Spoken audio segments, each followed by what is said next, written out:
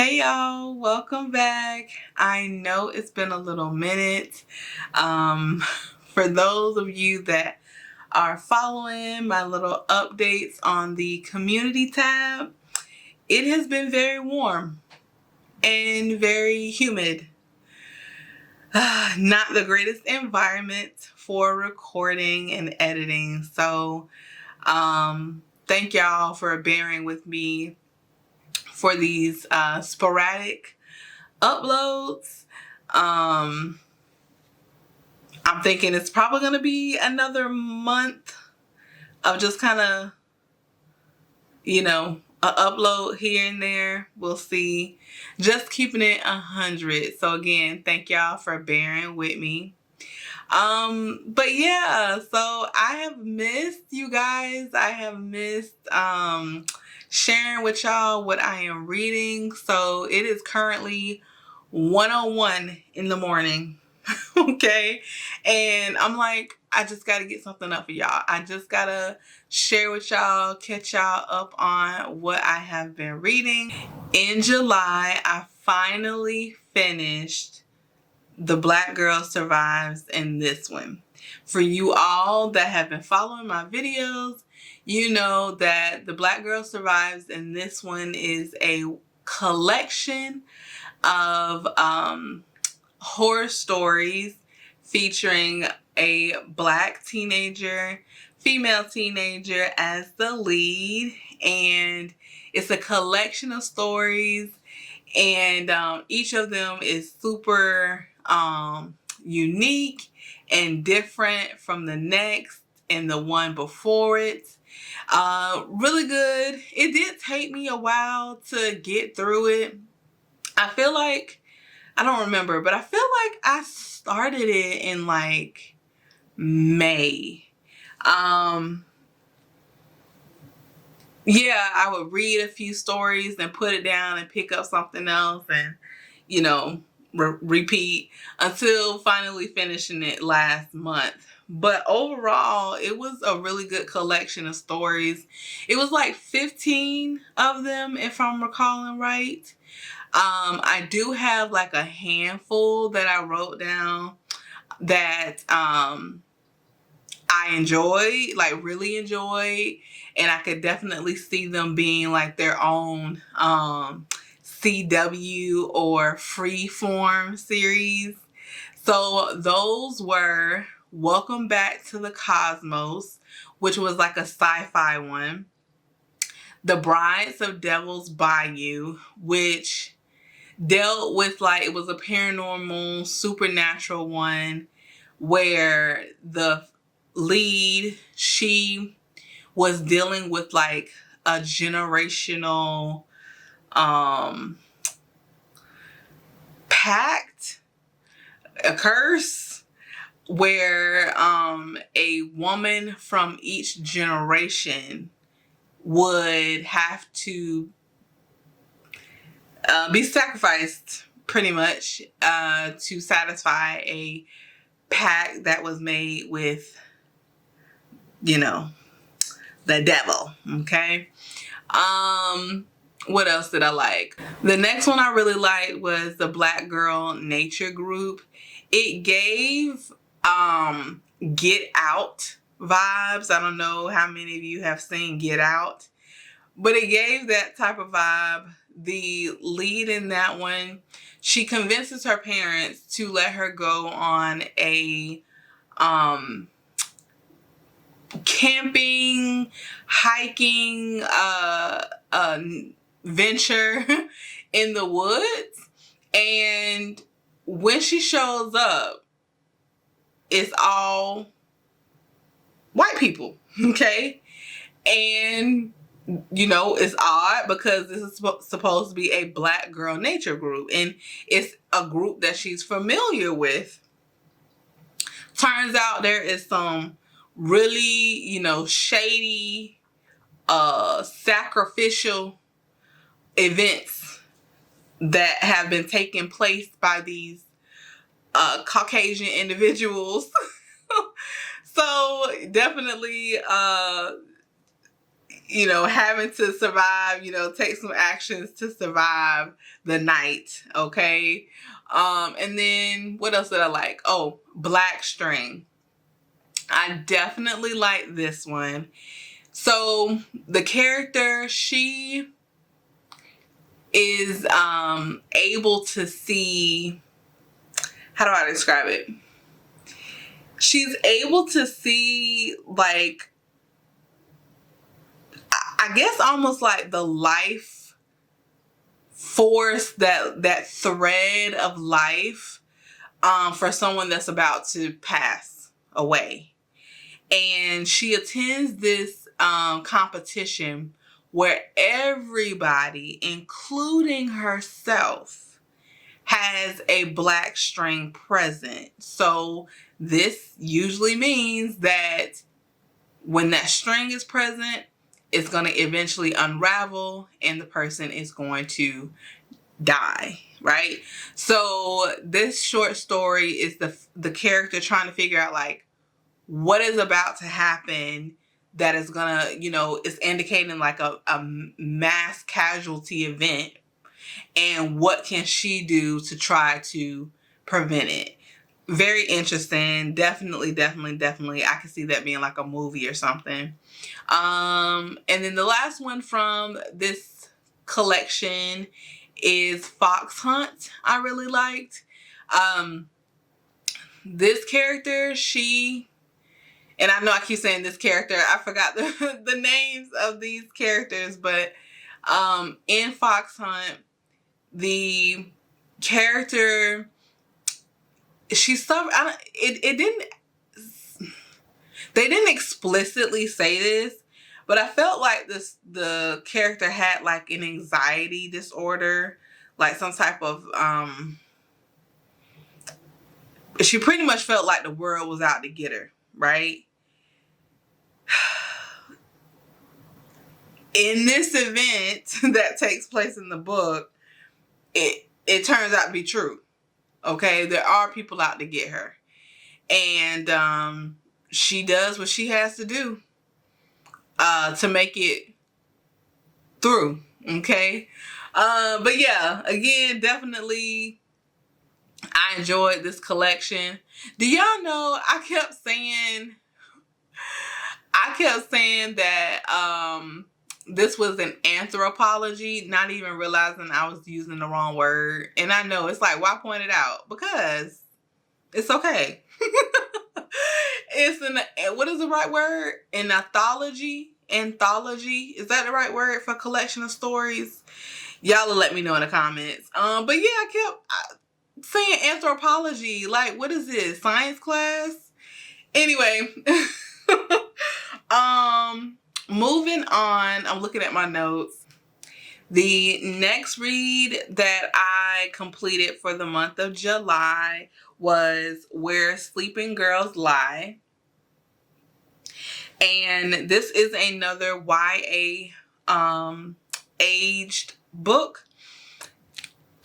I have been mixing in a lot of YA reads, and it's definitely hasn't been intentional. I've just found a lot that have piqued my interest, and I feel like, yeah, most of them this year have been, you know, really good. This book was definitely not a letdown. I think I gave it a 5 out of 5. It does have some triggering content. Let me just confirm for y'all what's all in it. So it says it deals with many real issues, including sexual assault, rape, suicide, grief, and death, including death of family members. And I actually did not realize that when I picked this out. Not that I regret it. Again, I think I gave this like a 5 out of 5. Getting into this book was so interesting. One of the first pages in it, like, was so cryptic, right? And I don't know if y'all can see this. Do y'all see that? All of that, this whole page is filled with, I'm sorry, I'm sorry, I'm sorry. And you're like, who's sorry and why? And throughout this book, there are similar cryptic messages that are expressing sorrow, anger, guilt, and you're just like, what is going on? This book took a while to finish. It didn't help that the print was kind of small, okay? And this was definitely a slower paced read, but it was worth it. It was worth it. For you guys that don't know Where Sleeping Girls Lie, it is about a student. Well, she's a new student to this academy. Her name is Sade Hussein, and she has recently transferred to this prestigious boarding school. This is set in the UK, and she's dealt with a lot, okay?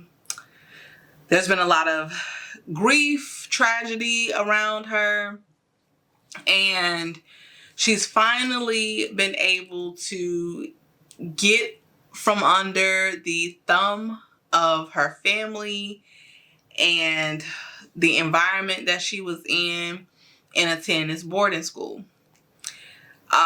She's also struggling with some very negative perceptions of herself. Upon enrolling within like 24 hours, her roommate goes missing, okay? And Sade can't help but think, she thinks that she's an omen. She thinks that she's bad luck.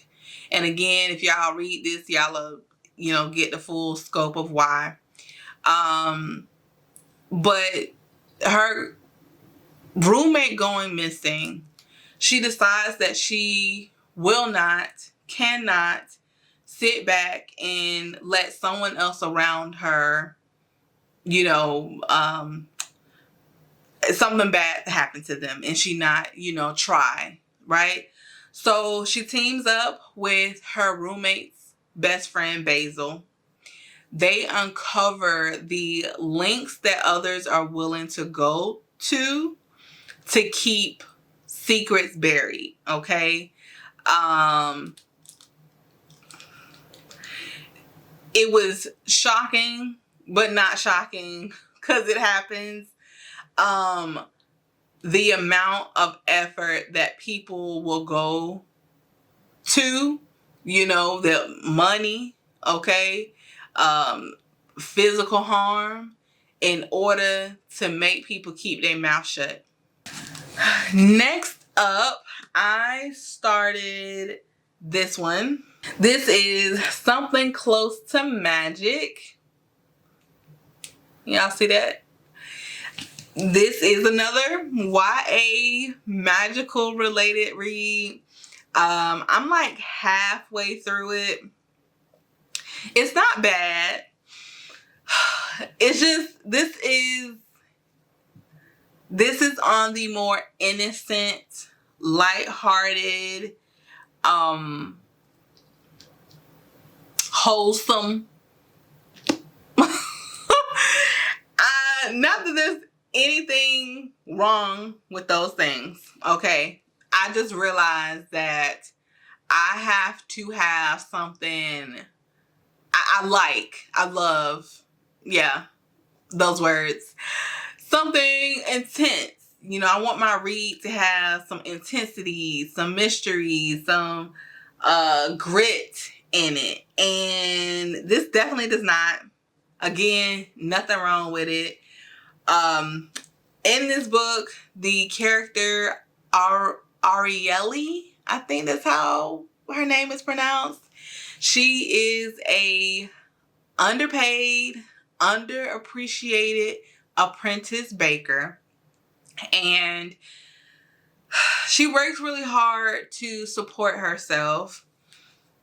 Unfortunately, she wasn't able to finish her magical education because of some selfish decisions, my words, not hers, by her parents. But it's always in the back of her mind that she hopes for more. She wants more, especially with being able to use her magical abilities. An opportunity for that does arrive, and she starts this journey with a mysterious bounty hunter, a troll, and a charismatic prince that has a special knack for getting you to see things his way. I definitely plan to finish this. It's actually overdue. Again, I'm halfway through. I feel like I'm gonna finish it. I'm gonna finish it. It's just there's not enough angst and intensity in here for me. So much so that I put this down. I started this like at the end of last month. I had to put this down and go pick up some books from the library. I have actually finished this one. This one is called My Throat. What? My Throat, an Open Grave. Doesn't the cover scream like horror? Y'all see those skulls? This I finished in like 2 days. I would have finished it faster, but of course, work and stuff like that, This is a folk horror. This book is by a Tori Bovalino. I mentioned in a previous video this was a book that I was going to pick up, but for those that are new, welcome. Okay, I will read you all the synopsis. So it says, growing up in the small town of Winston, Pennsylvania feels like drowning. Leah goes to church every Sunday, works when she isn't at school, and takes care of her baby brother Owen. Like every girl in Winston, she tries to be right and good and holy. If she isn't, the Lord of the Wood will take her and she'll disappear like so many other girls before her. But living up to the rigorous standards of the town takes its toll. One night, when Owen won't stop screaming, Leah wishes him away, and the Lord listens. The screaming stops, and all that's left in the crib is a small bundle of sticks tied with a ribbon. Filled with shame and under the weight of the town's judgment, Leah crosses the river into the Lord of the Wood's domain to bring Owen back. But the devilish figure who has haunted Winston for generations isn't what she expects. He tells her she can have her brother back for a price. It's a bargain that will uncover secrets her hometown has tried to keep buried for decades, and what she unearths will have her questioning everything that she's been taught to fear. I think I gave this like a 4, maybe no, I think I gave it like a 3.5 out of 5. It wasn't bad. The author definitely, I get what she was trying to convey. The title of this book is actually a Bible verse. I don't know if any of y'all, if you know your Bible at all. There's a lot of messages that tie into religion and expectations of, being a good Christian, and the expectations that are put on young women in, a Christian household. And this whole town is super religious. I get the messages that the author was trying to convey. Overall, it was a good read. Definitely, it's classified as, like I said, a folk horror. Overall, I feel like the horror was more on the actions of the characters, if that makes sense. Like, overall, I don't feel like this was like really horror intent. I don't know how to explain it right. And it could be because it's like 1:30 in the morning. I just feel like the characters, some of the actions of the characters were horrific. Not necessarily the whole story, if that makes sense. Anyway, if not, I'm sorry, but I would recommend this. I would. Yeah. I appreciate it at the end.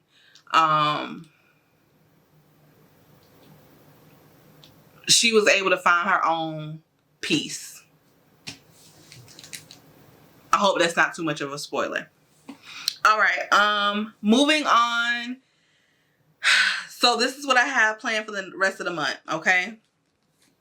I'm going to read Dead Silence.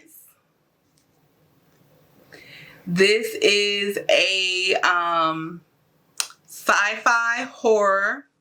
It's my second read by this author, S.A. Barnes. I read, God, what's the name of the book?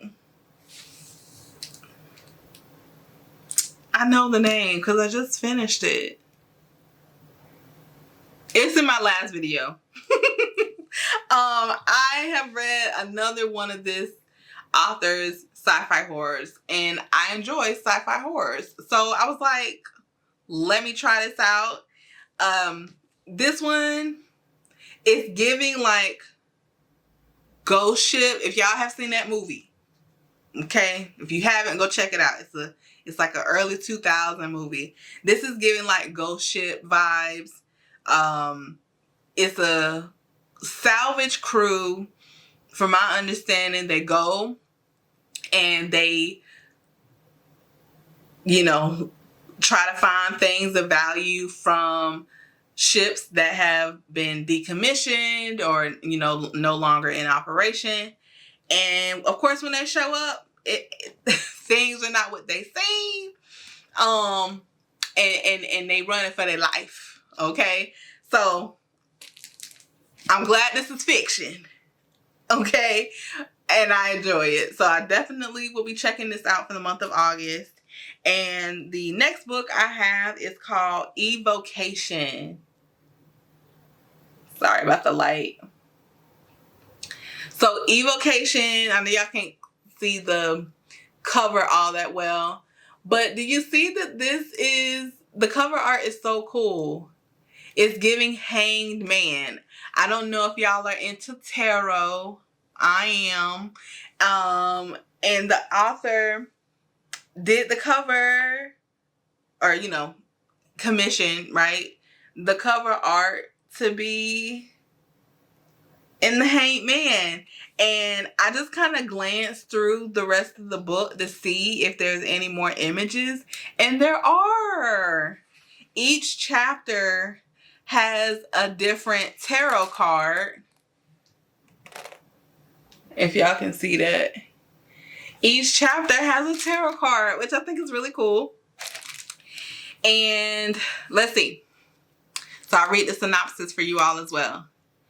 So, as a teen, David... Oh. This is a last name I might not be able to pronounce. Aristarkov. We're going to leave it at that. Was a psychic prodigy operating under the shadow of his oppressive occultist father.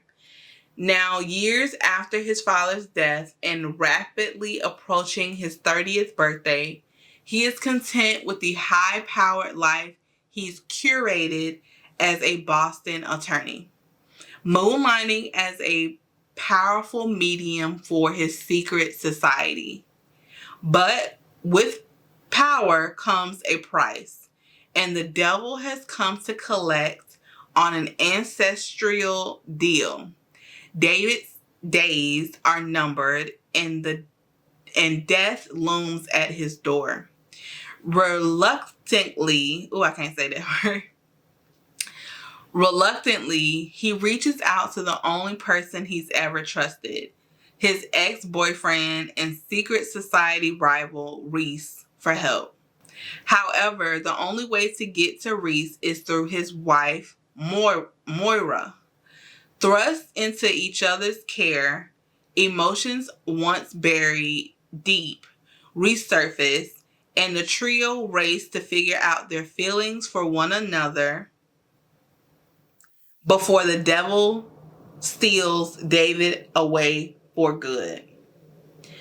This is the first book in the Summoner's Circle, the spellbinding and vibrant new series from the Sunday Times bestselling author of A Dowry of Blood. So I am hoping that this is actually going to be really good. I don't read the reviews on a book before I read it, okay? I did glance at the amount of stars that it's accumulated on Goodreads, and the star range is a little lower than, what I was expecting. Just given like the synopsis makes it seem like it's going to be really good. So I'm hoping that this will turn out well and that I end up liking it and I can give it a 4 or a 5 to, bump up the stars on the Goodreads page it has. But yeah, so that is what I have read for July and what I plan to read for August. Thank y'all so much for tuning in for another video. Again, thank y'all for bearing with me with these sporadic uploads. Definitely let me know. Y'all can still, keep up with me on my different social media pages. And I know I have one of my friends that like, I am not downloading that app. Okay, I'm not on TikTok. I am not on Facebook. I am not on Instagram.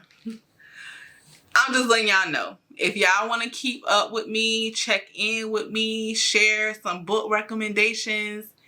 On my community tab, I have made a post of my different social media handles. Of course, I check my comments. So y'all can always leave comments in the videos to let me know what y'all reading or if y'all have any recommendations for me. All right, you guys, until next time, you guys be safe, be blessed. I don't know if y'all dealing with some heat, okay? For those of us in the northern hemisphere, of course. But try to stay cool. And until next time, y'all, be unapologetically you. See you later.